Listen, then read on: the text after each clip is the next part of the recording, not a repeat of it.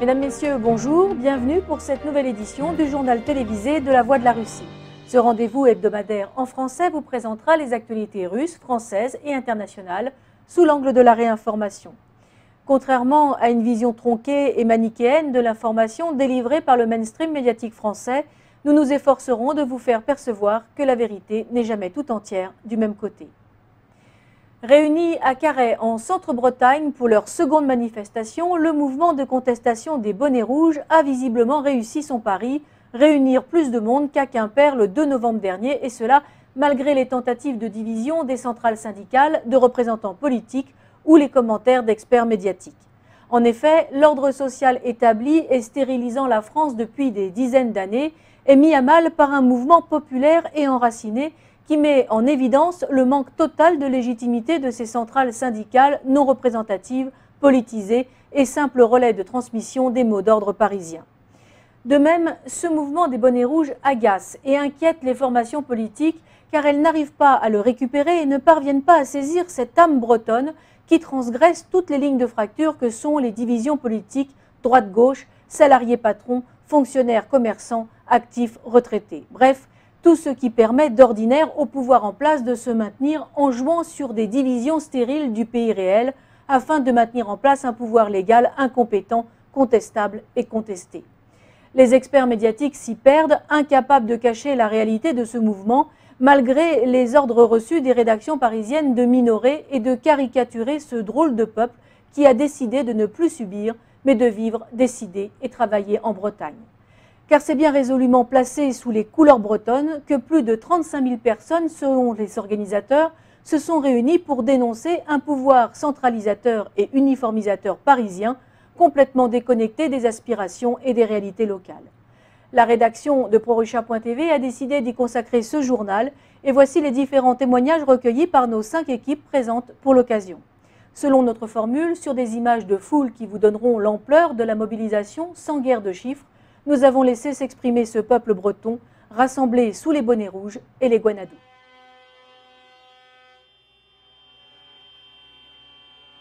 Carré, donc des bonnets rouges, et résolument placé sous des couleurs bretonnes. Est-ce, d'après vous, une réponse au mondialisme imposé tant par Bruxelles que par Paris? On ne peut pas appeler ça comme ça. Bon, je suis effectivement président de la FDSOA, mais aujourd'hui, je suis d'abord en tant que paysan. Je suis producteur de légumes. Mon épouse est également agricultrice. Elle fait des plantes fleuries, des chrysanthèmes, des géraniums, un certain nombre de choses qui participent aussi à l'économie de notre région. Et donc, je fais partie du collectif qui organise aujourd'hui, collectif qui associe le monde paysan, dont je suis un peu le porte-parole, également des artisans, des commerçants, des salariés, des pêcheurs, des chefs d'entreprise, petits ou gros, enfin tous ceux qui ont envie de vivre, décider de travailler au pays. Le mouvement a pris une ampleur effectivement très importante. Ça fait maintenant plus de 4 mois quand même qu'on est associés entre nous. Cette fameuse écotaxe a été la goutte d'eau qui a fait déborder le vase. Tout le monde, quelques corporations que ce soit, en ont marre que notre gouvernement, sa réponse, c'est de taxer les besogneux, comme on s'appelle, ceux qui travaillent au quotidien. On les taxe et on les empêche de créer de l'emploi. Alors, est-ce une réponse à la mondialisation en tant que telle? Je vais dire oui et non. On pense qu'on peut participer ici en Bretagne, qui est quand même une des premières régions agricoles et agroalimentaires. Et si aujourd'hui nous avons les artisans, les transporteurs, les commerçants, etc., ils savent que si le socle agricole et agroalimentaire breton vacille, leurs emplois risquent aussi d'en souffrir. Il n'y a pas une contradiction justement, je dirais à la base, d'une région agricole donc, qui a bénéficié, on va dire, de la PAC de Bruxelles, qui en même temps impose une taxation tout en développant, entre disons, le libre-échange pour les denrées. Il y a quand même un problème, non? Alors, moi je suis producteur de légumes, je ne bénéficie d'aucune aide au niveau de la politique agricole commune. Les producteurs de porc, les producteurs de volailles en bénéficient très très peu. Je crois qu'il y a des choses qui se disent. Par contre, effectivement, la Bretagne, parce qu'il y avait des agriculteurs, des hommes et des femmes qui voulaient vivre et travailler au pays, on a profité de la mise en place de l'Europe pour organiser nos filières. On a créé des coopératives, on a développé de l'agroalimentaire, mais ça ne s'est pas fait avec des aides. Il faut arrêter de parler d'aide. C'est d'abord des gens qui veulent vivre du prix de leurs produits. De leur travail et donc de leur production d'une certaine manière. Est-ce que d'après vous, justement, la notion d'État-nation est dépassée dans sa forme actuelle aujourd'hui ou pas? Je crois qu'il y a aujourd'hui, alors beaucoup parlent de régionalisation, de décentralisation. Bon, pour nous, c'est des mots aujourd'hui un peu galvaudés. Ce que l'on dit, c'est qu'il faut relocaliser les décisions. Et quand on dit relocaliser les décisions, ça veut dire très clairement que c'est nous, les acteurs de territoire, on a plein de projets. Et qu'on soit là, paysans, artisans, commerçants, chefs d'entreprise, on a plein de projets. Sauf qu'aujourd'hui, on est face à une France qui aujourd'hui n'est plus gouvernée. On est face à une France qui est administrée. Et quand je dis administrée, c'est qu'aujourd'hui, on ne libère pas les énergies. J'ai vu trop de jeunes, des moins jeunes, qui voudraient entreprendre, mais à chaque fois qu'ils entreprennent, qu'ils veulent embaucher, on leur met un contrôle social de l'URSSAF, de la mutualité sociale agricole. Il y a des possibilités de participer au redressement de la France. Il n'est pas normal que la France, qui était un des grands pays exportateurs en produits agricoles et agroalimentaires, est aujourd'hui passé au 5e, voire au 6e au rang mondial. Il y a des choses encore possibles et on fait des produits de qualité et arrêtez de dire que la Bretagne fait des produits de basse qualité, c'est complètement faux. Les agriculteurs, les agricultrices veulent produire, veulent participer, continuer de vivre et travailler au pays. Les syndicats qui ont récemment manifesté, qui n'ont que péniblement rassemblé entre 4 et 8 000 officiellement manifestants, critiquent le mouvement des bonnets rouges comme un mouvement de petits patrons. Est-ce que d'après vous c'est justifié ou est-ce qu'il y aura encore quelque chose d'ailleurs aujourd'hui? Non, je crois que là, nous contrairement à eux, le jour avant, nous avons applaudi le fait qu'ils se mobilisaient à Morlaix, c'était il y a 8 jours, et qu'on les appelait à venir ici. Et cet après-midi, nous aurons bon nombre de salariés qui vont venir.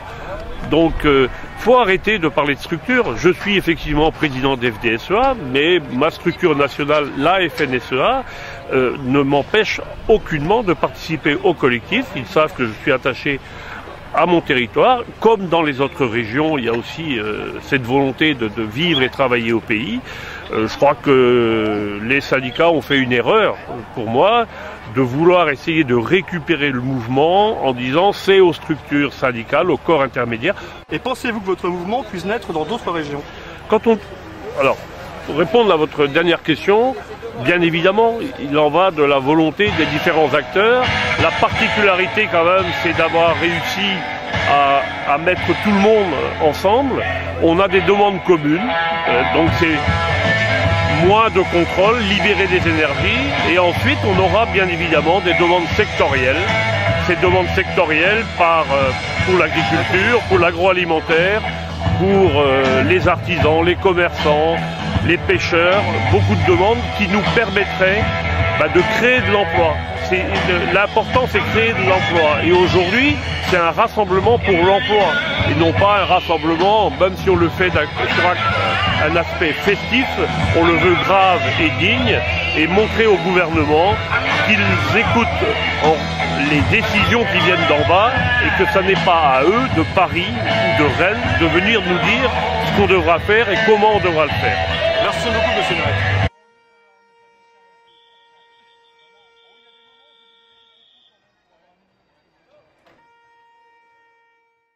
Monsieur Troadec, bonjour. Votre manifestation d'aujourd'hui, les bonnets rouges, est placée sous les couleurs résolument bretonnes.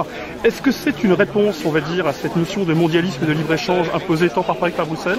Oui, puis c'est évidemment la volonté pour les Bretons de continuer à exporter leurs produits, parce que ici 90% des produits qui sont réalisés en Bretagne partent des frontières bretonnes pour être vendus après dans l'Europe, mais aussi dans le monde entier.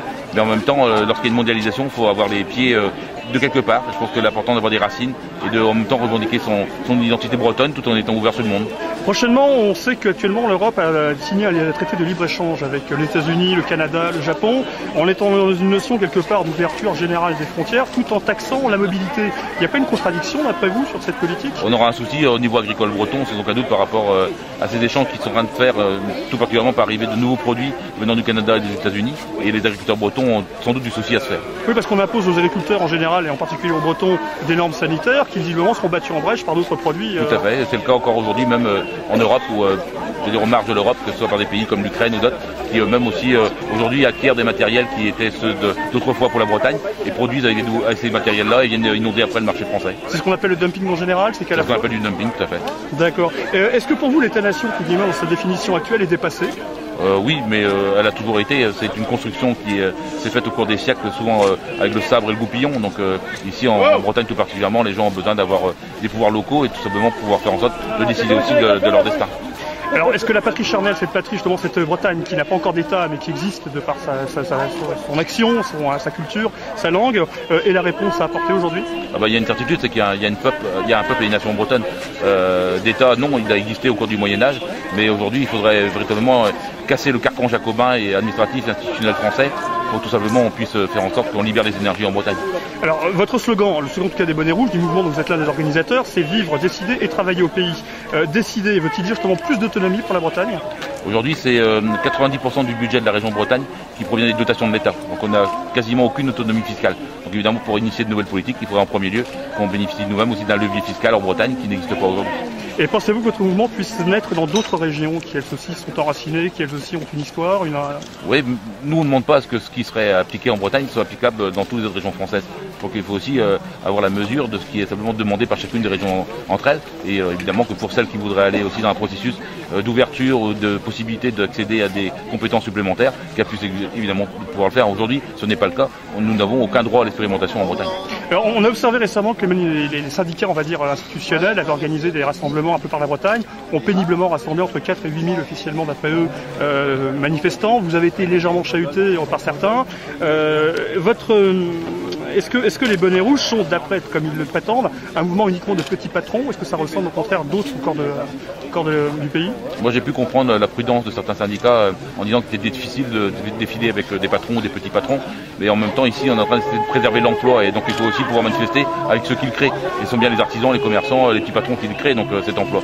Donc pour moi en tout cas il n'y a pas de contradiction. Donc les bonnets rouges sont plus dans un message d'unité qu'un message on va dire, de division comme on pourrait l'opposer le patron au sein du salarié? Oui je pense, puis c'est aussi ce qui est aujourd'hui la force de la Bretagne, c'est son maillage de petites entreprises, de PMI, PME qui font que tout simplement ici sur ce territoire les gens se connaissent, se fréquentent, se côtoient et lorsqu'il y a un gros coup dur, essayent de trouver des solutions ensemble. Je change un petit peu mais la Bretagne a voté on va dire à l'époque pour Maastricht justement, a bénéficié en tout cas dans ce domaine agricole, en tout cas pour une partie des agriculteurs de PAC, enfin de la PAC. Elle subit aujourd'hui l'écotaxe qui est une décision de Bruxelles qu'on impose en France. Est-ce qu'il n'y a pas une contradiction une fois de plus là-dessus? C'est pas une décision de Bruxelles, hein. La France n'était pas du tout contrainte d'appliquer le dispositif de l'écotaxe chez elle, mais c'est de l'application complètement stupide appliquée à la Bretagne alors même qu'on n'a pas de possibilité de transport alternatif que par la route et par camion et il n'y a pas aujourd'hui de développement du fret ferroviaire par exemple. Donc vous avez des solutions en Bretagne on va dire adaptées aussi aux besoins? Oui on pourrait les adapter mais aujourd'hui les cotaxes arrivent au plus mauvais moment pour la Bretagne alors même que l'économie souffre et que des emplois sont perdus. Est-ce que vous avez l'impression que le gouvernement vous entend? Parce que là ils ont suspendu mais j'imagine... Non il ne nous entend pas. De toute façon on voit bien le ministre Le Foll hier matin a fait une déclaration qui a été démentie par le Premier ministre dans l'après-midi. On voit bien qu'il y a un gros problème de cohérence et nous ce qu'on demande c'est le maintien de la gratuité des routes en Bretagne. Selon les traditions historiques et voilà, selon les acquis. Et la décision aussi du général de Gaulle en 1969 qui avait annoncé le maintien de la gratuité des routes. Très bien, monsieur Tordec, merci.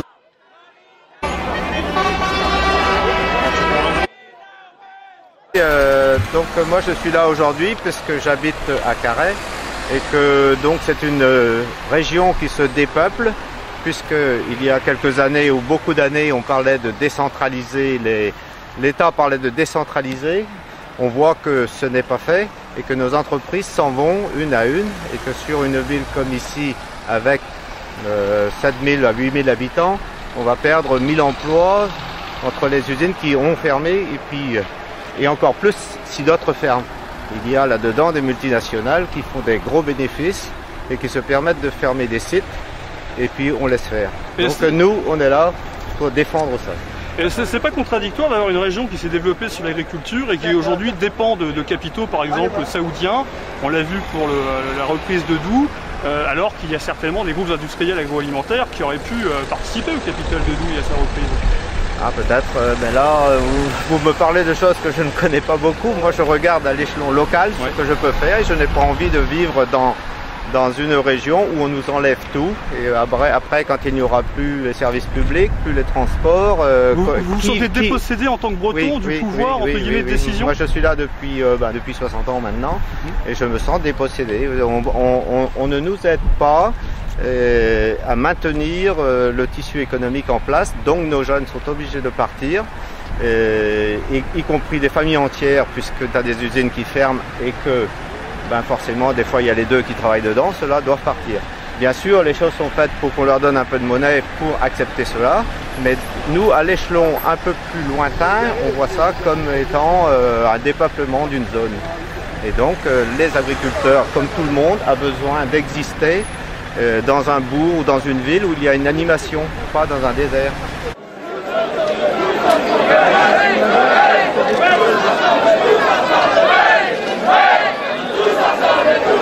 Bonjour monsieur, vous êtes présent aujourd'hui au rassemblement à Carré des Bonnets Rouges. Oui. Pour quelle raison exactement? Pour quelle raison? Moi je me mets maintenant pour me défendre des artisans. Parce que depuis hier je ne suis plus artisan, j'ai été pendant 18 ans. Croyez-moi, on en a les charges salariales, le RSI, toutes les cotisations. Et maintenant, on n'est pas reconnu à notre niveau. Alors, quand je vois, j'ai fait un petit pot d'amitié l'autre jour pour remercier mes clients. J'avais M. Marc Le Fur qui était à présent. Ça fait chaud au cœur. Hein.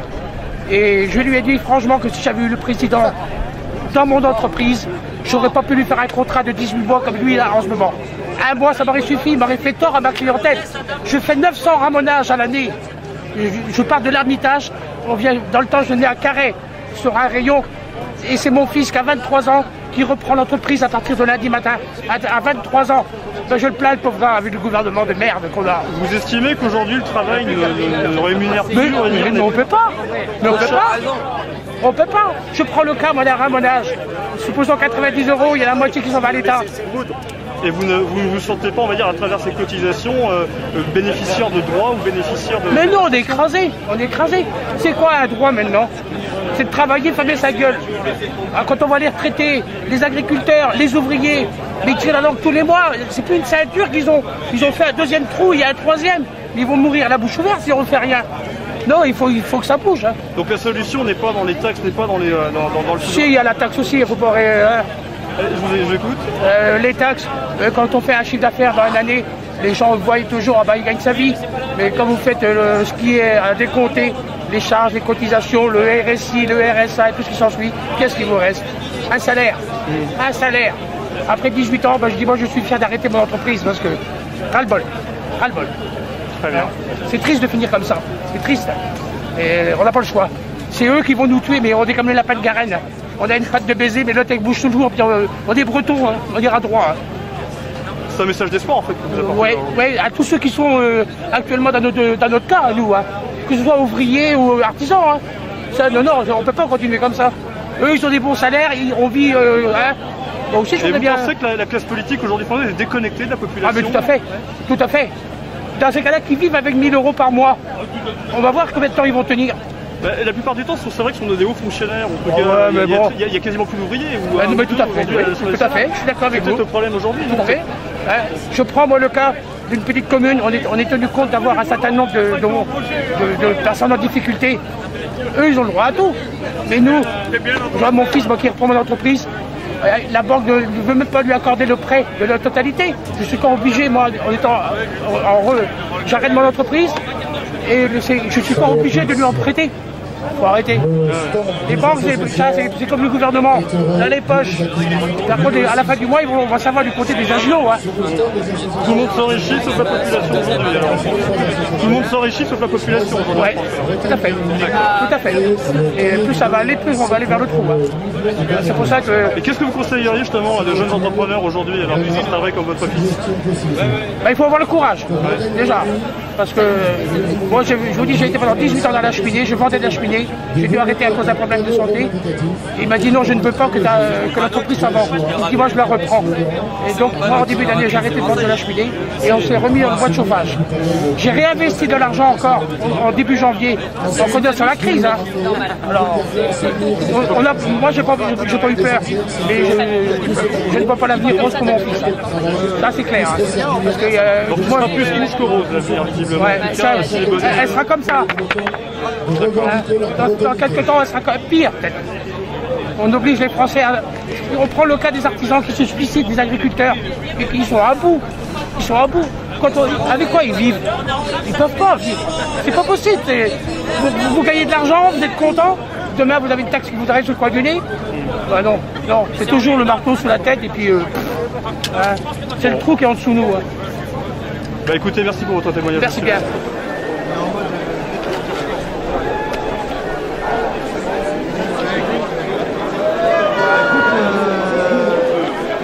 Thierry Gélivet, membre du bureau de Bretagne Réunie et animateur de la commission agricole et viticole.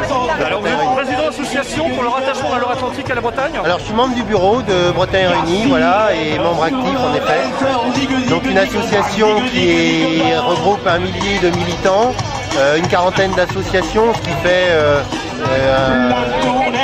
une masse de plus d'une vingtaine de milliers de militants avec le relais des associations de partenaires. Donc Bretagne Réunie est active depuis 30 ans sur le domaine de l'unité administrative et politique de la Bretagne, donc ce qu'on appelle nous la réunification de la Bretagne entre la région administrative actuelle et la Loire-Atlantique, pour retrouver 5 départements bretons pour une région plus forte, mais aussi pour les respects de la démocratie, avoir une région identifiée en France, en Europe, et qui pèse plus au niveau économique. Il y a déjà eu des référendums justement pour le rattachement à la Loire-Atlantique en Bretagne, même si c'était pas... Alors nous sommes pour, effectivement, plutôt pour un référendum avec des conditions acceptables sur le référendum, mais aussi un moratoire en amont contre la propagande de la région Pays de la Loire artificielle, en amont au référendum. Bretagne Réunie, nous avons appelé nos militants à être présents. Donc aujourd'hui à Carhaix, nous étions également à Quimper il y a quelques semaines, parce que vivre, décider, travailler en Bretagne répond aussi à nos aspirations, à nos questions d'intérêt, parce que décider en Bretagne, c'est aussi pour nous choisir le territoire d'appartenance, l'autodélimitation et le donner le droit aux habitants de Loire-Atlantique à rejoindre leur région historique. Voilà. C'est quand même étonnant d'avoir un gouvernement aujourd'hui dont le Premier ministre justement est originaire de la région, pas des Pays de Loire, mais de la Loire-Atlantique, M. Jean-Marc Ayrault. Il y a 8 à 9, je crois, ministres d'origine bretonne, et pourtant rien ne semble évoluer dans le domaine.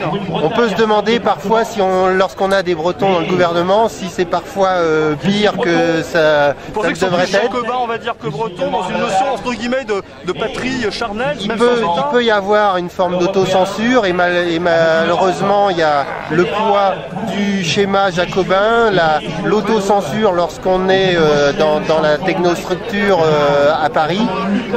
Nous le déplorons, on appelle chaque responsable à pleinement assumer la volonté des citoyens de Bretagne, à ne pas l'oublier lorsqu'ils siègent à Paris, qu'ils soient au Parlement ou qu'ils soient au gouvernement, quelle que soit leur étiquette politique, puisque Bretagne Réunie s'adresse à tous les partis politiques démocratiques, à tous les syndicats, qu'ils soient de salariés ou patronaux, aux collectifs citoyens comme aujourd'hui.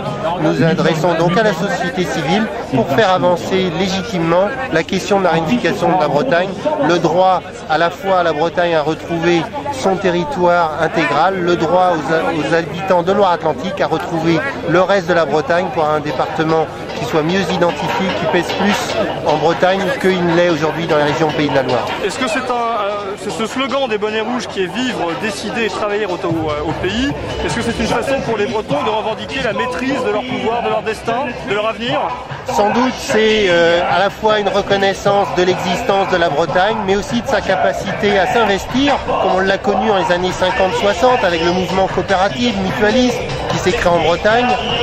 Nous appelons à un nouvel essor démocratique, mais qui passe justement par une vraie subsidiarité pour le droit des Bretons à mieux décider de leur présent et de leur avenir. Et ça passe pour nous, pour Bretagne Réunie, à notre choix de territoire d'appartenance pour la Loire-Atlantique et pour tout le reste des Bretons, bien sûr, qui soutiennent la réunification, puisque puisqu'il faut le rappeler, le Conseil régional de Bretagne, comme le Conseil général de Loire-Atlantique, depuis les années 70, ont voté plusieurs fois des motions pour que les 5 départements bretons soient ensemble, et malheureusement le pouvoir central à Paris n'a jamais daigné les répondre et entériner donc la réunification. Maintes fois les différentes réglementations en 56, en 72, en 82 n'ont pas répondu à la demande des Bretons à avoir leurs 5 départements dans la même région. Et donc nous contestons cet arbitraire. On peut croire qu'en dehors du périph' parisien et des grands boulevards, effectivement les régions qui se mobilisent font peur au pouvoir central.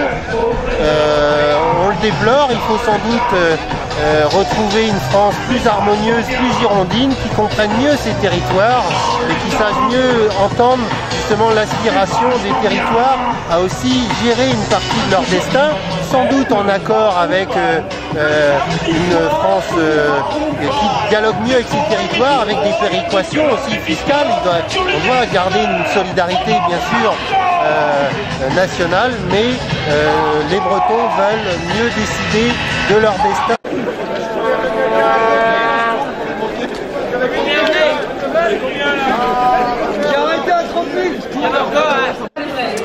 Alors, monsieur Le Fur, bonjour. Bonjour.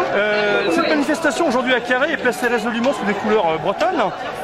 Est-ce que c'est une réponse, d'après vous, on va dire, à cette espèce de pouvoir lointain, d'un pouvoir politique qui n'entend plus peut-être les revendications locales, ou pas? Tout à fait, les gens ont le sentiment que le pouvoir est très loin, qu'il n'écoute pas.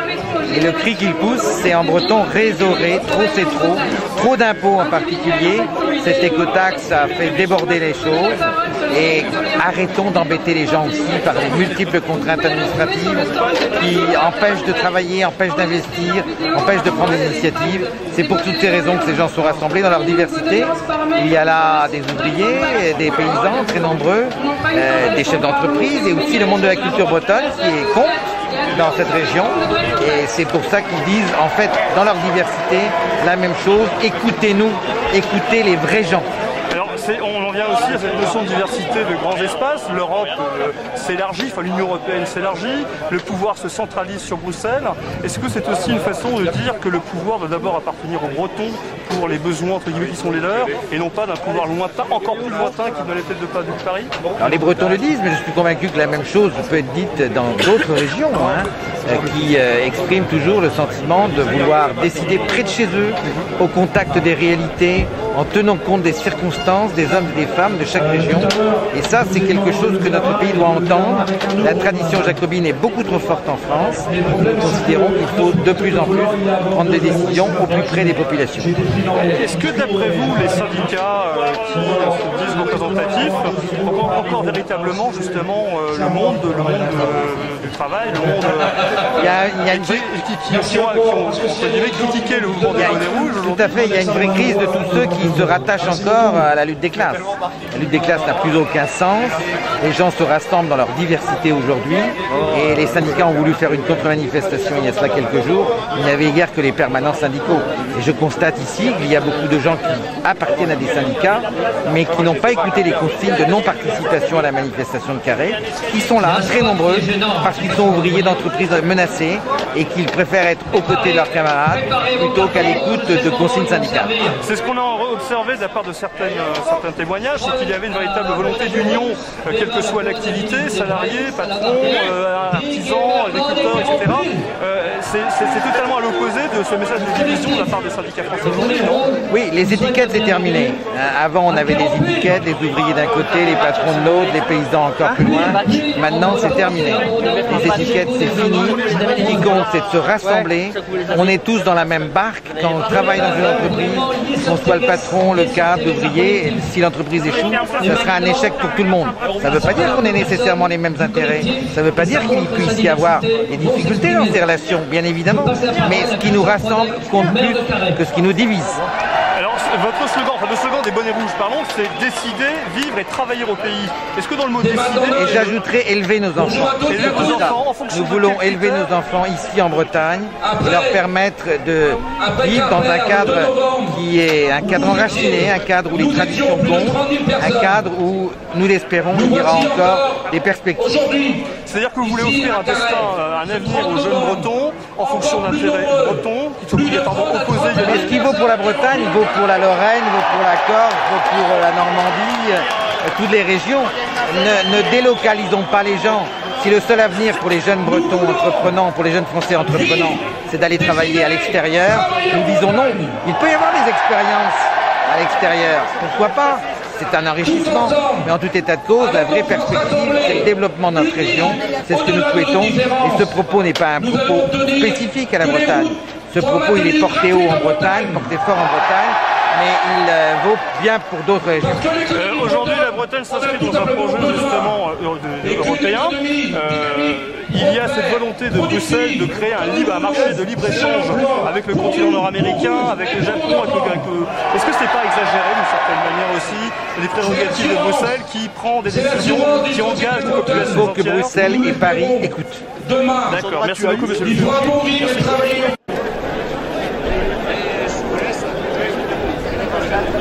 Là, c'est foutu! Les Bretons sont dans la rue! Oh là, c'est foutu! Alors bonjour, votre mouvement est placé sous les couleurs bretonnes de la Bretagne. Est-ce une réponse au libre-échange imposé par Bruxelles? Je ne sais pas si c'est une réponse au libre-échange. Le problème, c'est qu'aujourd'hui, on est dans une situation dramatique, puisqu'on est en train de perdre énormément d'emplois au niveau de la région. Et ça impacte toute la population. Et aujourd'hui, c'est surtout pour exprimer un ras-le-bol. Après, c'est pas notre rôle d'apporter des solutions. C'est notre rôle aujourd'hui, c'est de nous faire entendre. D'accord. On a vu que les syndicats critiquaient le mouvement des bonnets rouges. Est-ce que ce mouvement est un mouvement de patron? Non, pas du tout. Non, je suis moi-même ouvrier, je suis syndiqué. L'un n'empêche pas l'autre. Je pense que c'est deux mouvements qui sont dans la même logique, comme je vous le disais tout à l'heure, c'est toujours se faire entendre. Les syndicats aujourd'hui n'arrivent pas à se faire entendre. Je pense que ce mouvement-là est là aussi pour appuyer ce que les syndicats disent depuis très longtemps. D'accord. Votre slogan est vivre, décider, travailler au pays. Décider veut-il dire autonomie de la Bretagne? Non, pas du tout, non. Non, mais c'est simplement que, effectivement, je pense qu'il y a un problème au niveau de la décision. C'est-à-dire qu'on se rend compte qu'on a de plus en plus, que ce soit en agriculture ou dans d'autres domaines, on a de plus en plus de grands groupes et les décisions ne sont pas prises au niveau du local. Donc on a des gens qui sont ailleurs et qui prennent des décisions qui impactent toute notre région. Et je pense qu'ils ne sont pas conscients de ça. D'accord. Et pensez-vous que le mouvement pourra s'étendre à d'autres régions? Je pense qu'on n'est pas les seuls effectivement à vivre cette situation-là. Ouais.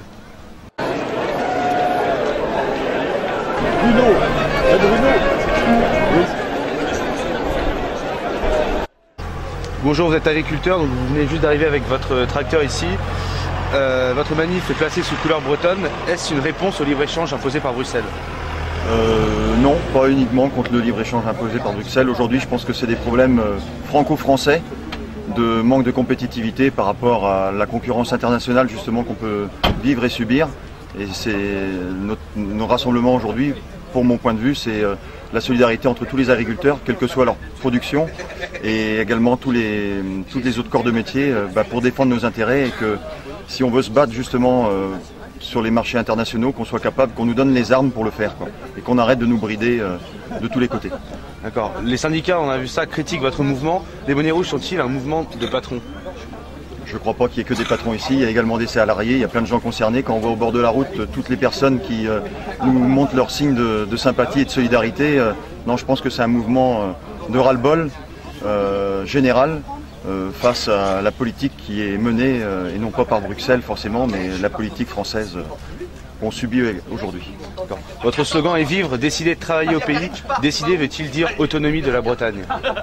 Non, pas du tout. Je pense que les Bretons se soulèvent peut-être les premiers, mais ce n'est pas l'autonomie de la Bretagne, c'est vivre, pouvoir travailler, décider au pays, faire vivre nos familles ici et pouvoir être digne et pas être manipulé par des administrations et des autorités qui ne comprennent rien à la réalité du monde professionnel quel qu'il soit. D'accord. Et pensez-vous que le mouvement peut s'étendre à d'autres régions ? Ben, on espère bien, si les gens sont dans la même situation que nous ici en Bretagne, déjà s'ils sont solidaires et peut-être par leurs actes montrer également à tout le monde que le ras-le-bol est généralisé. Je ne crois pas que ce n'est qu'un problème breton, pardon. Le problème est général au niveau national. Une seule solution. Autonomie pour les Bretons. Autonomie.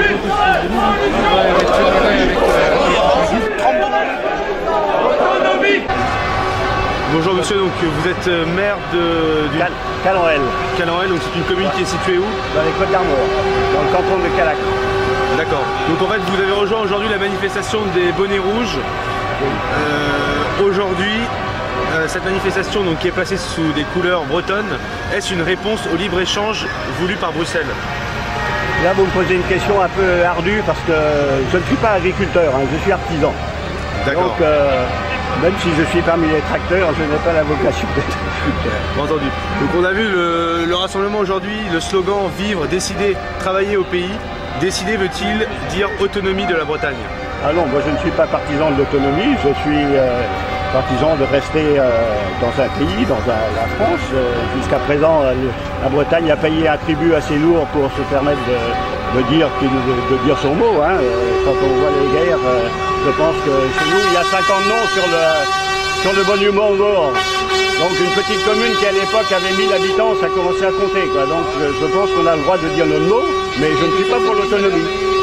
D'accord, mais en fait vous êtes donc plus partisan d'une décentralisation pour que les... Décentralisation bien sûr, oui, que tout ne soit pas ramené à Paris et que les décisions soient prises dans la région par exemple, qui est plus à même de décider ce qui est bon pour nous ou ce qui n'est pas bon. D'accord. Et donc les syndicats critiquent le mouvement aujourd'hui, font des rassemblements à part. Est-ce que le mouvement des bonnets rouges est une manifestation seulement de patrons? Je ne crois pas, non, je ne crois pas. Je pense que c'est un mouvement... Le bonnet rouge, c'est le mouvement fédérateur. Donc il y a plein de gens qui ont des opinions différentes. Je crois qu'il y a des ouvriers, il y a des agriculteurs de toutes catégories, il y a des artisans. Je pense que c'est fédérateur, c'est tout. Oui. D'accord. Et pensez-vous que le mouvement peut s'étendre à d'autres régions et est-ce souhaitable? Alors maintenant, ce sera chaque région à décider elle-même qu'est-ce qu'elle doit faire et comment procéder. Hein. Moi, je ne suis pas un meneur de la manif, donc par contre, je voudrais ajouter une chose. Ceci, c'est à l'intention de M. Mélenchon. Quand il a traité les petits patrons d'esclavagistes, je trouve que ce qu'on-là, il faudrait le virer. C'est inadmissible. Entendu. Voilà.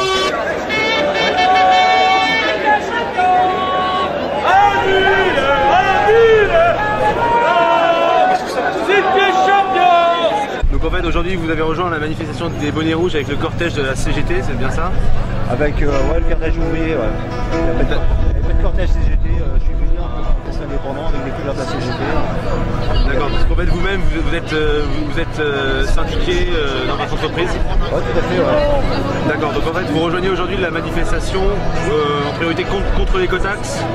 Non, en priorité je viens soutenir l'emploi en Bretagne parce que je pense que la CGT devrait être présente partout où on défend l'emploi et aujourd'hui il y a quelque chose qui se passe grâce au bonnet rouge et ouais, travailler et vivre en Bretagne c'est quelque chose qui nous tient à cœur et donc voilà pourquoi je suis venu avec le drapeau de la CGT ici. Pour dire qu'à la CGT, malgré que les organisations ont choisi de se séparer différemment, dans le coin de la CGT, il y a aussi beaucoup de gens qui soutiennent le mouvement des bonnets rouges. D'accord. Et est-ce qu'aujourd'hui vous êtes aussi ici avec les bonnets rouges contre le libre-échangisme imposé par Bruxelles? Tout à fait, ouais, carrément. Le dumping social, c'est ça que vous parlez? C'est exactement ça. Tout à fait, le dumping social, je le comprends très violemment parce que malheureusement, il crée beaucoup de problèmes dans les entreprises ici en Bretagne. Et c'est une concurrence qui est quand même vraiment très injuste et très forte. Et continuer comme ça, on ne pourra pas des années. Ça se trouve partout, ça se trouve aujourd'hui dans l'agroalimentaire, mais ça existe aussi dans la réparation navale et ça se trouve partout. D'accord. Et donc on a souvent entendu des syndicats, notamment la CGT, que le mouvement des bonnets rouges, cette manifestation, était un mouvement de patrons. Quel est votre sentiment sur ça? Allez, sûrement, non, elle était peut-être issue peut-être à la grande base d'un secteur patron de la FNSEA. Mais aujourd'hui, c'est pas les patrons qui sont aujourd'hui dans la rue, c'est aussi beaucoup de partis de gauche, beaucoup d'ouvriers, beaucoup de petits artisans, parce que les patrons, c'est pas que les grands patrons, il y a aussi plein de petits patrons qui souffrent autant que n'importe quel ouvrier en fait de ce pays. Non, c'est pas que ça, non. D'ailleurs, aujourd'hui, si vous avez bien suivi l'actualité, le MEDEF s'est retiré de l'organisation d'aujourd'hui. D'accord. Donc le slogan d'aujourd'hui, vivre et travailler et décider en Bretagne, qu'est-ce que ça signifie pour vous? Ça veut dire l'autonomie de la Bretagne, plus d'indépendance?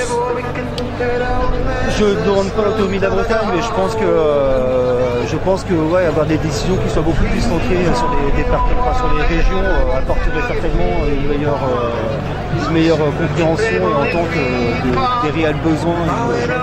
Parce qu'aujourd'hui, malheureusement, tout est décidé à 600 km et c'est pas en phase, spécialement parce que nous on attend les Bretons. Et non seulement c'est décidé à 600 km à Paris, mais c'est de plus en plus loin quand ça part aussi sur Bruxelles. On ne peut pas continuer comme ça, indéfiniment. Je pense que tout le monde va finir par être la date. Et pensez-vous que le mouvement, notamment le mouvement des bonnets rouges, mais qui peut se décliner dans d'autres facettes, est-ce qu'il peut s'étendre à d'autres régions? Est-ce que c'est souhaitable? Est-ce que selon vous, les syndicats, par exemple, vont appeler à faire ces choses-là dans les autres régions de France? Les syndicats n'appelleront pas. Ils n'appelleront pas à faire ce genre de choses. Non, tout à fait.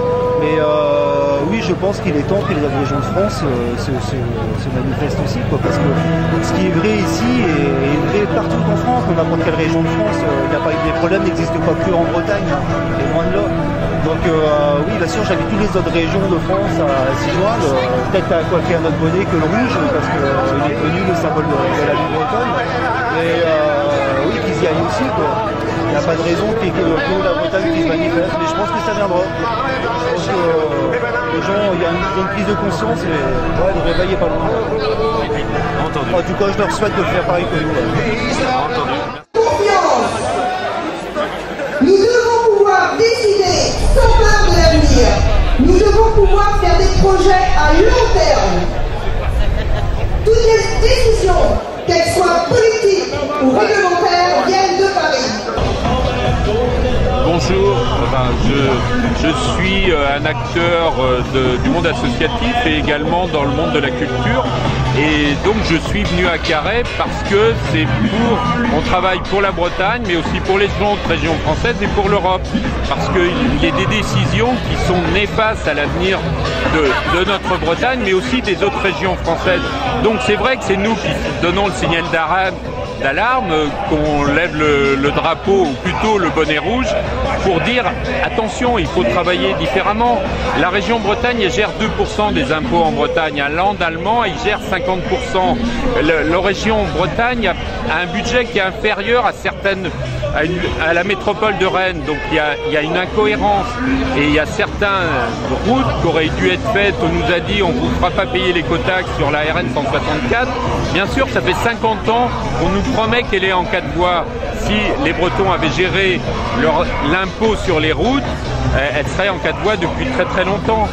C'est ça, et c'est pas une surprise, parce que ça fait, il y a 5 ans, il y a un article qui est paru dans les Échos où un responsable des autoroutes se plaignait que les Bretons ont des routes gratuites, et donc il y avait eu une protestation en Bretagne. Il y a 2 ans, des chefs d'entreprise du monde du transport avaient été manifestés à la Gravelle en demandant que les quotas ne soient pas appliqués. Les députés bretons ont demandé également, ils ont pu obtenir que 50% parce qu'ils ont compris qu'ils ne pouvaient pas aller plus loin. Mais cette écotaxe allait mettre en difficulté. Dès le point de départ, ils n'ont pas voulu la mettre sur les filières lait parce qu'ils ont reconnu dès le point de départ que ça allait être mettre en difficulté, voire annihiler toute la filière lait. Et il faut également comprendre que nous, on n'a pas d'alternative, que le ferroutage a baissé, et ça c'était des rencontres qui a provoqué le ministre de Transport, M. Cuvelier, que le ferroutage en France a baissé de 40% ces 5 dernières années. c'était un article dans les Échos. Donc, nous, on n'a pas d'alternative. Donc, si on met cette taxe, elle mettra toute l'économie bretonne en difficulté, alors que déjà, on voit nos abattoirs, il y a un modèle qu'il va falloir faire une transition pour...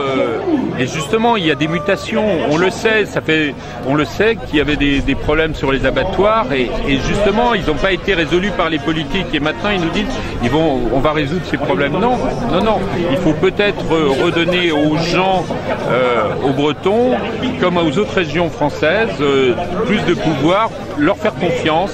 Ils sont capables. Et puis il ne faut pas oublier que si les Bretons n'avaient pas voté pour l'Europe, la France serait peut-être sortie de l'Europe depuis très longtemps. Mais alors, à ce propos, vous disiez que donc, vous travaillez aussi pour l'Europe et pour les autres régions françaises, mais on voit par exemple que c'est Bruxelles qui a imposé l'écotaxe. Donc en fait, n'est-ce pas une position un peu paradoxale? Non, l'Europe donne des directives, après on les applique comme on veut. Là, en Allemagne, c'est les camions de 12 tonnes, et il ne faut pas oublier que les autoroutes sont gratuites. Donc c'est complètement différent. Et actuellement d'ailleurs certains partis de gauche et les Verts demandent la renationalisation des autoroutes. Et là, le gouvernement s'apprêtait à redonner encore 3 ans de concession. C'est un peu pour ça. C'est un peu de nous prendre pour des pigeons. Donc, quel serait le problème pour la Bretagne si la France venait à quitter l'Union européenne? À chaque fois, la Bretagne s'est montrée européenne, ouverte et non pas fermée. Donc, quand on nous traite des gens refermés, qu'on défend un précaré, non, vraiment la Bretagne, on a su montrer que on est un peuple ouvert, des gens qui sont prêts, à condition qu'on nous donne les armes. Et là pour faire une économie qui fonctionne, qui réussisse. Donc, et là, on ne nous donne pas les chances de le faire. En fait, on ne vous donne pas assez de levier pour pouvoir faire et ça, c'était la goutte d'eau. Et puis, il faut aussi comprendre qu'en Bretagne, le taux de fraude est quasiment nul. C'est toutes les statistiques, les assurances, l'URSSAF, les impôts, tous les inspecteurs reconnaissent qu'ici, c'est gentil, c'est 1 ou 2%. D'autres régions sont à 7-8. Nous, si 1 ou 2% de taxation de plus, c'est fini. On n'a plus de marge. Voilà. Et c'est la parole donnée parce qu'on est sur l'écotaxe et l'analyse, je le fais assez vite puisque j'ai fait partie de la génération de Plogoff.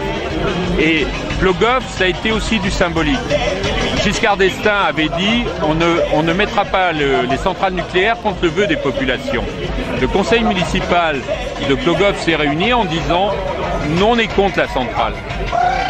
Pas de réponse et ça continuait le rouleau compresseur. Après, ils ont fait une réunion extraordinaire. Et moi, je lisais les revues écologistes de l'époque qui disaient « Oh, les gens de Plogoff vont se faire avoir, ils sont trop légalistes, etc. » Mais à partir du moment que le président de la République n'avait pas tenu sa parole, c'était plus un responsable. On ne peut pas mentir. Et ce qui est arrivé pour l'écotaxe, c'est qu'on oublie que 2 mois avant, le président de la SNCF, on était venu dire à Quimper, vous n'aurez pas le TGV avant 2030-2035. D'ailleurs, on oublie de dire, et les médias auraient dû le dire, qu'il n'est pas rentré en train, il est rentré en voiture, côte de Quimper. Il est tellement... Et donc, on voit bien que là, on avait une perturbation. Et c'est pour ça que les Bretons ont dit, écoutez, en plus, cette écotaxe n'allait pas aider le ferroutage. Ça tombait dans le budget général. Bien sûr, l'Europe l'a appliqué ailleurs, mais dans d'autres conditions. Et là, c'est vraiment l'économie bretonne qui allait en subir les conséquences. Et les autres régions sont heureusement en train de se réveiller, en train de dire mais pourquoi Cet employé, il ne parle pas de salariés, il parle de ses compagnons. Qui il inculque un savoir-faire propre à son entreprise afin que ces derniers passent en... Donc nous invitons les gens à prendre la parole en breton, en français, en anglais ou en araméen ancien, c'est comme vous voulez. Et ils viennent nombreux exprimer comment ils voient la Bretagne dans le 21e siècle. En gros, voilà notre action. D'accord, et donc en fait, ce que vous faites, c'est que les gens remplissent les cahiers de doléances, après vous allez les compiler. Oui, on va faire une synthèse de tout ça, et sans doute qu'on fera une présentation publique de la synthèse vers le mois de janvier. Et est-ce que cette synthèse sera remise au gouvernement Bien sûr, mais on n'a pas encore tout réglé. Mais évidemment, elle sera à disposition du public, des élus, de la presse, du peuple d'abord, des journalistes, pour dire voilà l'expression toute fraîche de la volonté des Bretons en début 2014. Aujourd'hui, la manifestation, le slogan, c'est vivre, travailler et décider au pays. Oui. Décider au pays, qu'est-ce que ça veut dire? Est-ce que ça veut dire l'autonomie, l'indépendance? Tous ces mots-là, autonomie, indépendance et tout ça, c'est un verbiage que tout le monde utilise encore, mais qu'est-ce que ça veut dire? Est-ce qu'il y a un pays indépendant en Europe actuellement? Pour moi, il n'y en a pas. 80% des lois qui sont faites en France découlent de ce qui est décidé à Bruxelles, dans des États indépendants. Donc ça n'a pas de sens, à mon avis. Cependant, prendre le pouvoir et déléguer au-dessus de soi que ce qu'on peut faire, ne pas faire soi-même, ça s'appelle la subsidiarité d'ailleurs, ça date de Saint-Ouen-Taquin. Et ça, les Bretons peuvent faire ce qu'on veut dans notre commune, ce qu'on veut dans notre famille, ce qu'on veut au niveau de la région, et on en voit plus haut. À l'Europe par exemple, mais il faudrait aussi un gouvernement mondial, ceux que des niveaux plus hauts sont capables de gérer. Mais n'est-ce pas en fait là le problème des gouvernements plus hauts, par exemple l'Union Européenne, qui en fait est totalement déconnectée de la réalité? Oui, sauf si c'est une Europe des peuples et des régions. Si on crée ce qu'on demande, un Sénat des régions, l'Europe elle est en connexion directe avec les peuples et les régions, comme l'Écosse, la Bretagne, le Tyrol, la Bavière, tout ce que vous voulez, l'Estonie, et à ce moment-là, elle est en contact de la réalité. Elle se déconnecte de la réalité parce qu'elle passe par des États qui sont beaucoup trop grands. Puisque déjà, nous, on est déconnectés de Paris, alors de Bruxelles à Brest, c'est encore plus déconnectable, si on peut dire. Mais par contre,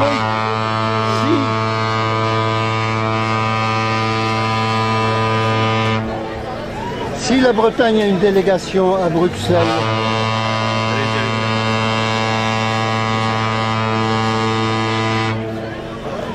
si la Bretagne est représentée directement à Bruxelles, comme l'est déjà la Catalogne, comme le sera l'Écosse, les contacts sont plus directs et on est en plus en réalité. Le problème de la France et le problème de l'Europe, à un moindre degré, mais quand même, c'est justement que la proximité est perdue. Et il faut rejoindre la proximité. Et pour moi, tout argent public qui est dépensé juste avant le départ de l'année, il reste encore quelques panneaux revendicatifs que ceux qui Bretagne à Paris, à vous distribue bénévolement, gratuitement. Rouge.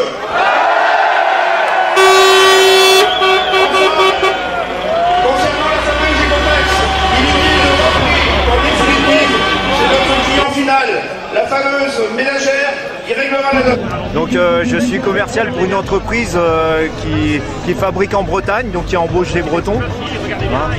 Donc pourquoi je suis là aujourd'hui? Tout simplement pour dire trop c'est trop. Parce que à force de taxer les entreprises, à force de taxer les particuliers, à force de taxer les retraités, il y a un moment on ne pourra plus payer. Parce que faut bien que les gens comprennent à Paris que quand on a que 100 € à dépenser, on n'en dépense pas plus de 100.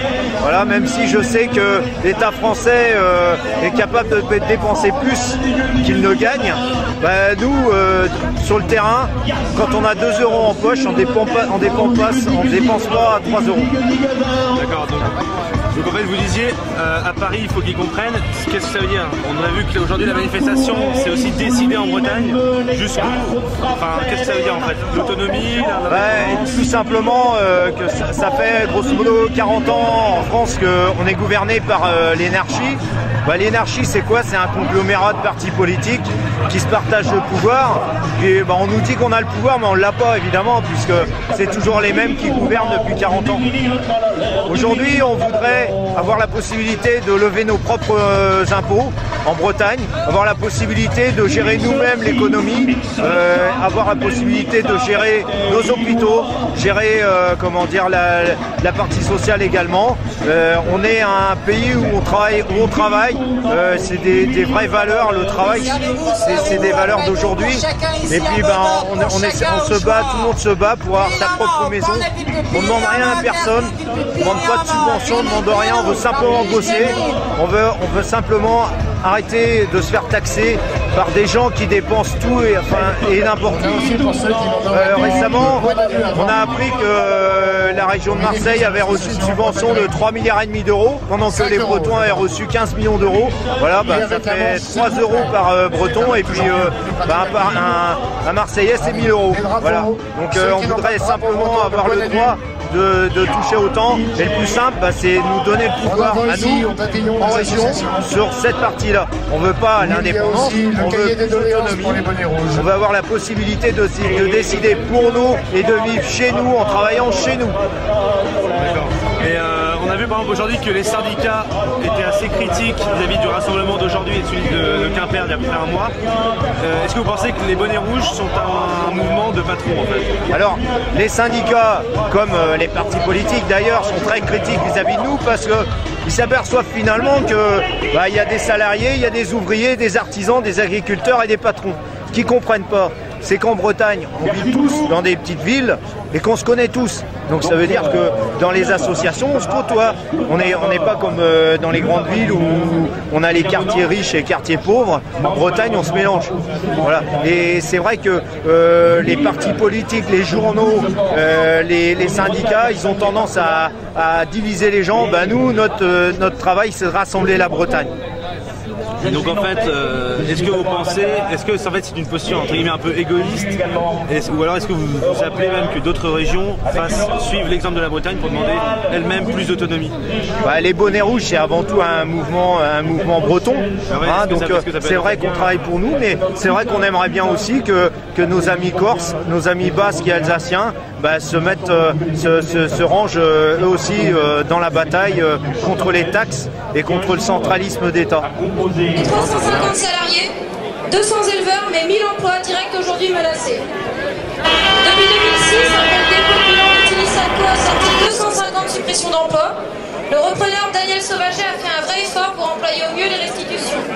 Il ne sait... Sinon, il y a quelqu'un qui prend la photo là. Oui, voilà, nous sommes un collectif d'horticulteurs et de pépiniéristes bretons et d'autres régions.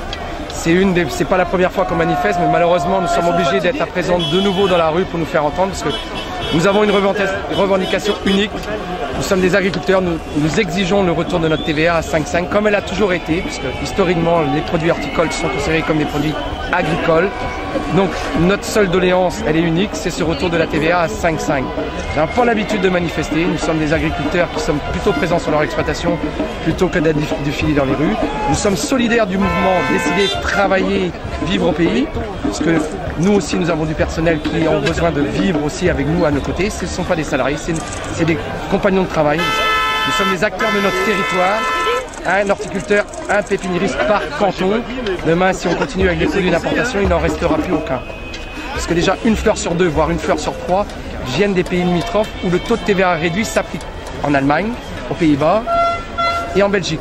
6%, c'est acté chez eux, la TVA restera au taux réduit. Nous savons pertinemment que si la TVA passe demain à 10 pour nos produits, le taux intermédiaire n'existera plus. La Commission européenne a décidé qu'il y aurait deux taux, les taux réduits, les taux pleins. Donc si demain on est à 10, on sait pertinemment qu'on ne reviendra pas. Et on a un historique malheureusement. La TVA en 91 est déjà passée à 18,6. Ils savaient qu'est-ce qui s'était passé à ce moment-là. 5000 exploitations qui avaient disparu, plus de 20 000 emplois qui avaient été perdus. Si on veut réitérer les mêmes bêtises, c'est ce qui va se passer demain. Et après-demain, on n'aura plus ces acteurs du territoire, ce maillage qui existerait effectivement dans nos pays. Donc, vous parliez de concurrence avec les pays limitrophes comme l'Allemagne notamment. Est-ce que cette manifestation peut être une réponse au libre-échange imposé par Bruxelles? Il est vrai que la TVA est une chose, mais le dumping social existe exactement de la même manière sur les produits horticoles et de pépinière que sur l'agroalimentaire. L'employé roumain qui est payé 3 € de l'heure dans l'abattoir allemand, c'est le même employeur roumain ou polonais qui exerce dans les pépinières allemandes. Beaucoup de ces produits donc les exploitants agricoles font appel à une main-d'œuvre étrangère. Donc la différence sociale, le dumping social existe également. C'est pas uniquement la TVA, mais on aurait une liste de doléances qui serait longue. Notre seule revendication, c'est le taux de TVA, le retour de taux de TVA au taux agricole à 5,5 comme il a toujours été. Donc en fait, est-ce que vous êtes aussi impacté par l'écotaxe ou alors c'est une revendication secondaire? C'est vrai, là on va parler breton, l'écotaxe, si elle s'appliquait, aura une réelle incidence sur le coût de transport de nos produits. Moi, je suis pour le fait qu'on puisse m'amener dans notre zone rurale Montereau, mes godets, mes jeunes plants, tous mes intrants par le bateau et par le train, mais ça fait longtemps que le réseau ferré breton n'existe plus non plus. Alors qu'on m'explique comment on peut faire. Donc d'alourdir encore la pression fiscale avec l'écotaxe. Mais bon, si on veut se faire entendre, il ne faut pas que notre message soit diffus ni dissous. Un seul mot d'ordre, le retour, comme c'est légitime, au taux de TVA réduit à 5,5 comme les produits agricoles. Les services de l'inspection de la DRAF sont actuellement en train de recenser les horticulteurs et pépiniéristes. C'est bien pour ça qu'ils nous considèrent comme des agriculteurs. Donc aujourd'hui, en fait, les pépiniéristes et les horticulteurs en Bretagne, ça représente à peu près combien d'emplois, combien d'exploitants? Je vais parler sur le réseau national, puisque ce n'est pas une manifestation bretonne. Ça se fait à Carhaix, c'est 5000 exploitations qui restent, 25 000 emplois équivalents temps plein en France, 19 000 hectares de surface. Il n'y a plus d'activité de floriculture en Bretagne. Elles sont déjà parties à l'extérieur, au Kenya, en Colombie, en Israël. Dans un kibbutz israélien, le producteur israélien qui exporte ses plantes, il paye son travailleur palestinien $1 de l'heure. Donc qu'est-ce qu'on veut? Avoir que des plantes d'importation et ne plus avoir aucun acteur du territoire, tout simplement? Il faut savoir qu'on nous promet, à la place de l'augmentation de la TVA, une compensation par le CICE. C'est certainement un bon système, mais la masse salariale de nos exploitations sont des structures familiales. Ce qui veut dire que dans nos entreprises, ce n'est pas un nombre important de salariés. C'est 2, 3, 4 personnes. Ce qui veut dire que le CICE ne compensera pas, vu la masse salariale peu élevée dans nos exploitations, le prélèvement dû par la TVA. Voilà, ça veut dire que demain, Ikea, qui est le premier marchand de sapins en France, le deuxième marchand d'orchidées en France, va capter la totalité des aides CICE et nos structures feront avec ce qu'on leur donnera comme subside. Mais on ne demande pas de subvention ni de subside, simplement pouvoir continuer à travailler et de payer de la TVA à son taux normal. D'accord, et donc le slogan de la manifestation aujourd'hui, vivre, décider et travailler au pays, qu'est-ce que ça veut dire en fait décider pour vous les horticulteurs? Est-ce que c'est demander plus d'autonomie, plus... Pas nécessairement, les Bretons sont solidaires de ce mouvement, les horticulteurs et pépiniéristes bien sûr, parce que tous ces gens liés par les conflits sociaux, ce sont nos clients, ce sont des consommateurs qui viennent dans une exploitation acheter nos produits, qui vont dans les magasins spécialisés acheter les produits de nos confrères qui leur vendent de leurs plantes. Donc si demain ces gens-là n'ont plus suffisamment de pouvoir d'achat et que la TVA va encore prendre 2,5 points, voire 10 dans 2 ans ou 3 ans, qu'est-ce qui se passera? Il y aura une consommation qui est déjà à tonnes, elle va encore se réduire de fait, naturellement, puisque le pouvoir d'achat, on va dire en Bretagne, n'est pas très élevé. On n'a pas un PIB très élevé par rapport à d'autres régions françaises, parce que beaucoup de l'agroalimentaire avec des gens qui n'ont pas un salaire très extraordinaire. Donc de fait, s'ils ne peuvent plus consommer, au lieu d'acheter 10 plantes de géranium, ils en achèteront 5 tout simplement. Et les frais contraires des 40 millions qu'ils espèrent récolter l'État par le biais de la TVA ne se fera pas. Ils en récupéreront que la moitié tout simplement. Ce sont des remarques et des doléances qu'on a déjà fait en sous-préfecture à M. Strodin, préfet de région. Donc j'espère que nos politiques vont finir par nous entendre. Parce que notre combat est légitime, tout simplement. Des bonnets rouges. Nous sommes tous des bonnets rouges. Aujourd'hui, nous sommes ici tous des bonnets rouges pour vivre, décider. Selon vous, quelles sont les solutions que pourraient apporter les bonnets rouges en fait à ce problème de... Je pense que le plus important c'est de soulever de la part du gouvernement un intérêt sur ce qui se passe ici et sur le ras-le-bol général, parce qu'il n'est pas qu'en Bretagne. Je pense qu'on a vu à travers d'autres manifestations qui se sont passées un petit peu à travers le pays, telles que des portiques qu'on brûlait malheureusement. On a vu qu'il y a un ras-le-bol général et qu'il est peut-être temps qu'en haut lieu se disent il va vraiment falloir qu'on se calme un peu, que ça arrête, qu'on arrête un petit peu de les prendre que pour des moutons qu'il faut tondre. Voilà, parce que c'est le cas, on est vraiment pris pour des moutons. Donc en fait aujourd'hui vous appelez en fait à plus de responsabilité de la part des membres du gouvernement, plus de responsabilité envers le tissu économique social, et non pas à la destruction comme programmée comme elle est parfois. Donc en fait que la décision revienne au plus proche de la population en fait. Tout à fait, bien sûr, mais qu'on ait un contrôle sur ce qui se passe, parce qu'il ne suffit pas de donner les rênes à des gens qui sont les représentants du gouvernement et de les laisser faire tout et n'importe quoi sans avoir plus aucun moyen de contrôler ou d'agir quand il y a des abus, parce qu'il y en a des abus. Je suis malheureusement pas le seul.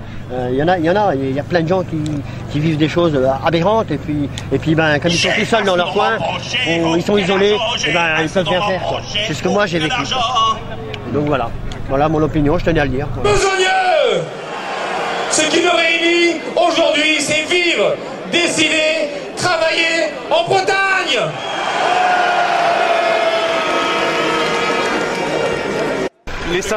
Les syndicats critiquent votre mouvement. Les bonnets rouges sont-ils un mouvement de patrons? Non, c'est pas un mouvement de patrons. Aujourd'hui, il y a autant d'ouvriers que de patrons. Aujourd'hui, on a voulu justement rassembler tout le monde. On n'était pas à la manifestation de Quimper parce qu'on avait fait une manifestation à Saint-Aloès, mais on est solidaire du mouvement des bonnets rouges à partir du moment que ce mouvement demande la suppression de l'écotaxe. Donc on est, nous, le collectif des transporteurs, à disposition de tout organisme qui demande la suppression de l'écotaxe. Donc aujourd'hui, il y a des patrons, il y a des ouvriers. Si les syndicats et le gouvernement veulent diviser, c'est son problème. On voit bien que c'est ce qu'ils veulent faire d'ailleurs, hein, donc diviser le mouvement. Et aujourd'hui, on va prouver que justement, on est tous solidaires. Donc le slogan aujourd'hui de la manifestation, vivre, décider, travailler au pays. Décider veut-il dire autonomie de la Bretagne? Non, bien sûr que non. Mais bon, il faut quand même, sur certaines choses, on ne demande pas des subventions. On demande seulement qu'on arrête de nous taxer pour financer des projets qui sont, comme le dit le ministre du Transport, une ligne entre la Belgique et l'Espagne. Est-ce que vous pensez que c'est aux transporteurs bretons, voire français, de financer une ligne pour mettre des camions étrangers sur le train entre la Belgique et l'Espagne? Non, c'est pas à nous de payer tout ça. Ce serait plutôt dire à un condamné à mort, va acheter ta corde pour te faire prendre. Donc en fait, est-ce que la manifestation aujourd'hui peut être considérée comme une réponse au libre-échange imposé par Bruxelles? Oh là, une réponse aujourd'hui, je sais pas, moi, nous on reste dans notre schéma au niveau transporteur parce qu'on est les premiers impactés par l'écotaxe. On veut absolument rester dans notre schéma en disant suppression de l'écotaxe pour la Bretagne et pour le transport, pour les transporteurs français. Que les étrangers payent pour venir en France, justement, c'est peut-être là qu'il va falloir qu'on revoie pour l'échange un petit peu, que les transporteurs étrangers qui viennent en France payent une écotaxe ou une eurovignette comme nous quand on va à l'étranger. Parce qu'aujourd'hui, on paye notre taxe à l'essieu déjà. D'accord. Donc en fait, vous aujourd'hui, transporteur, vous payez une taxe lorsque vous apportez des marchandises à l'étranger. Quand on va dans les pays étrangers, quand on va en Allemagne, en Belgique, on paye l'eurovignette quand on rentre dans ces pays-là. Mais pendant ce temps-là, on paye quand même notre taxe à l'essieu en France. Donc on paye une taxe à l'essieu en France, même quand on va à l'étranger. C'est pas un problème, la taxe à l'essieu, on la supportait jusque-là. Mais aujourd'hui, on ne peut pas supporter une taxe supplémentaire. Nos sociétés n'ont pas les moyens aujourd'hui de supporter une taxe supplémentaire. Et en fait, donc quels sont les risques concrets en fait, pour l'emploi si demain l'écotaxe venait à être appliquée c'est clair, il y a un économiste qui avait dit qu'on en reparlera au mois de mai, mais c'est peut-être 4 à 5 000 sociétés de transport qui auraient déposé le bilan avant le mois de mai. Donc on voit déjà que des sociétés comme Maury viennent de déposer le bilan alors qu'il n'y a pas l'écotaxe. Donc l'écotaxe, c'est qu'un prétexte, on va dire, mais on voit déjà qu'à sans l'écotaxe, on est en difficulté. Si on met l'écotaxe, dans 6 mois, il y aura 4 à 5 000 sociétés de transport qui auront déposé le bilan. Entendu.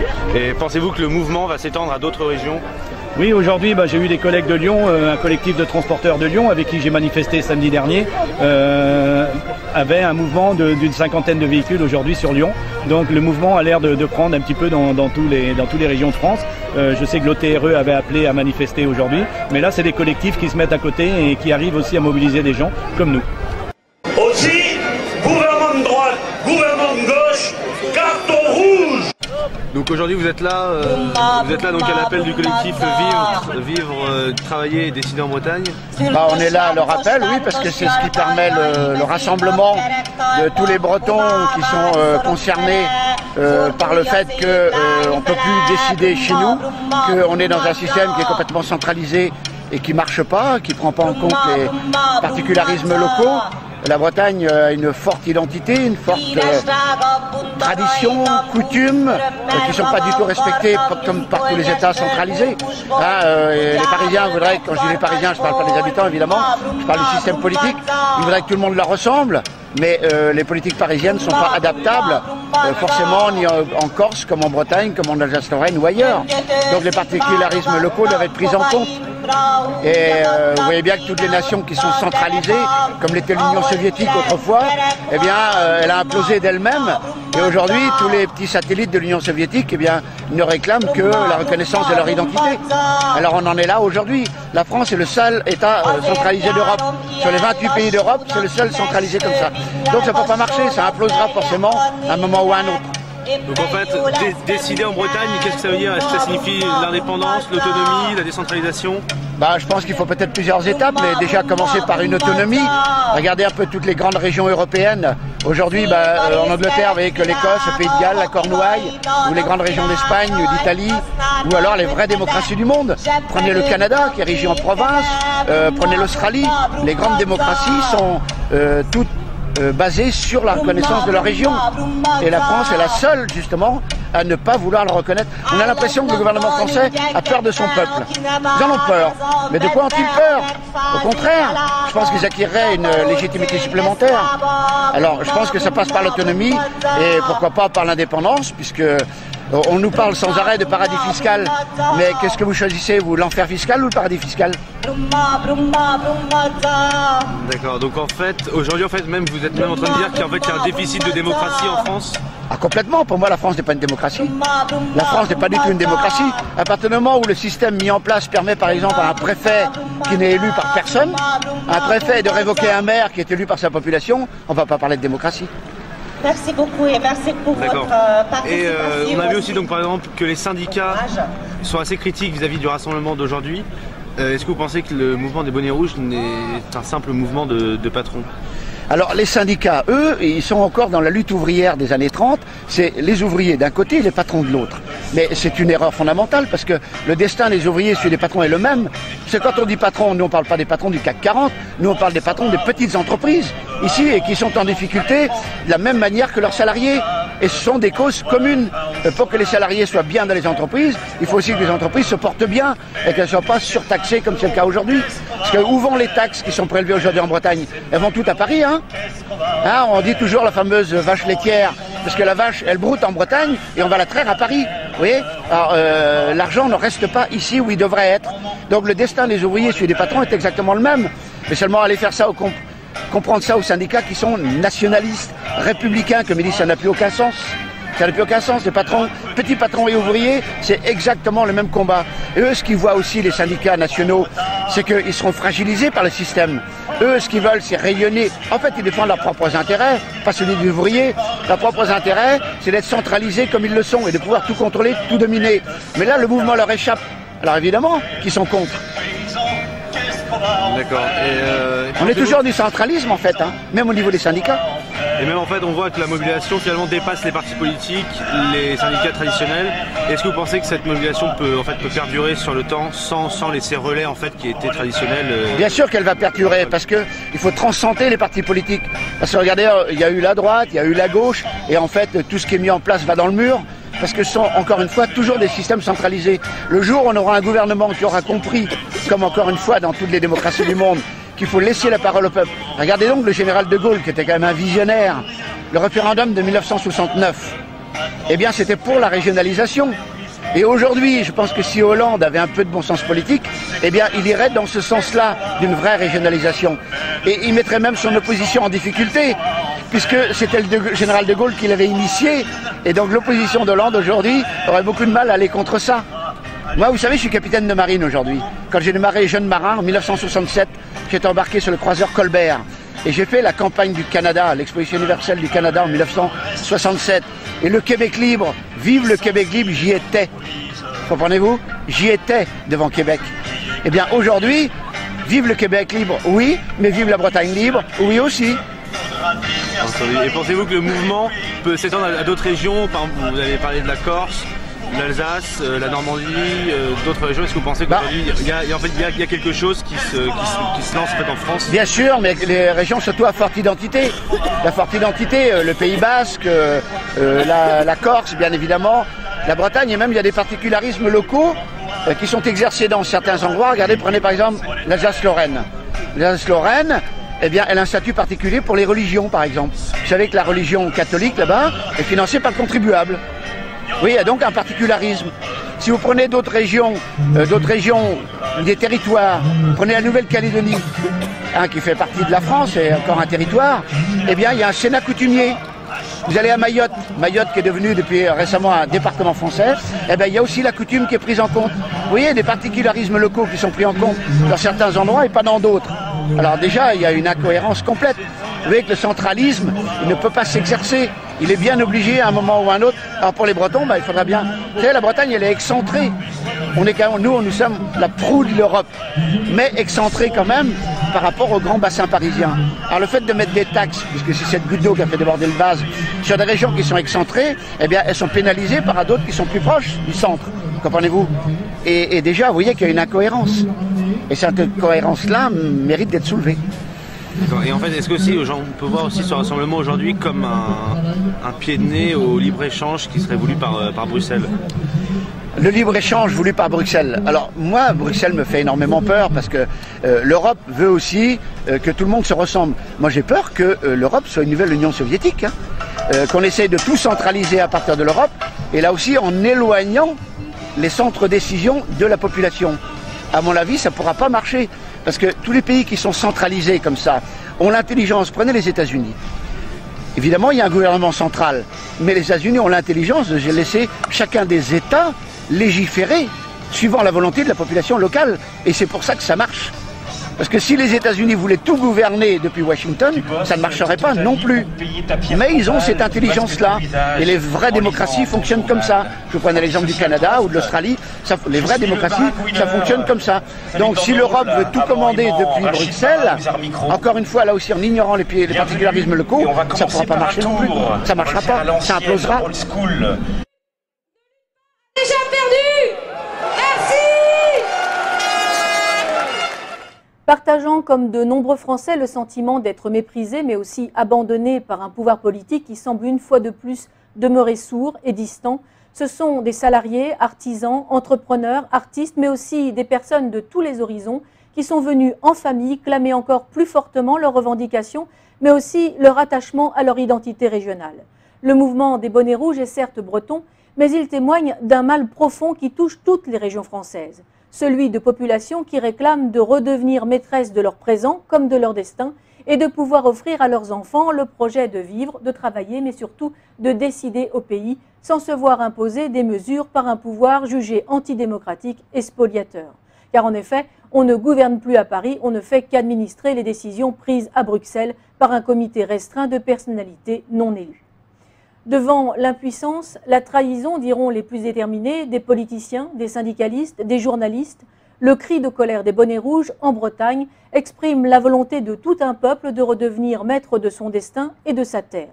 Face au mondialisme et au cosmopolitisme, ils veulent rester eux-mêmes. Les jours s'enfuient, les anges passent, rien ne change, les jours s'enfuient, les saints se lassent, chez les anges rien n'a changé.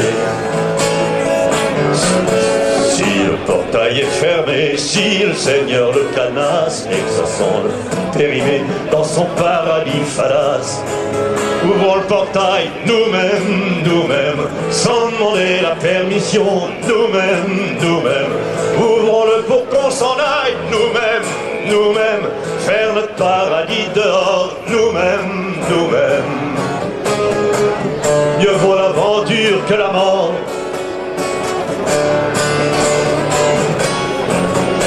Les jours s'enfuient, les brises passent, rien ne bouge, les jours s'enfuient, les vents se lassent, le corsaire rouge n'a pas bougé. Si le bateau reste à quai, si le capitaine est un trouillard, et que le large et ses brouillards lui mettent le cœur au taquet, hissons les voiles, nous-mêmes, sans demander la permission, nous-mêmes, mettons le cap sur les étoiles, nous-mêmes, foutons le camp de ce foutu port, nous-mêmes. Mieux vaut l'aventure que la mort. Les jours s'enfuient, le printemps passe, rien ne germe, les jours s'enfuient, l'automne se lasse, dans la ferme rien n'a germé. Sur la terre à l'abandon, rien ne lève sauf des menhirs, propriétaires à l'eston, des moissons de l'avenir.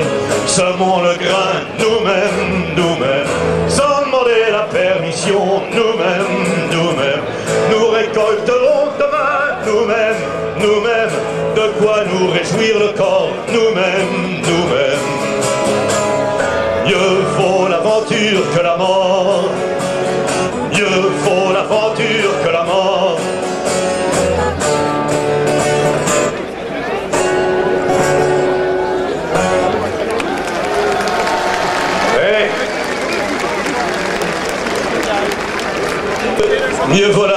que continuer à subir la dictature de la bourgeoisie parisienne.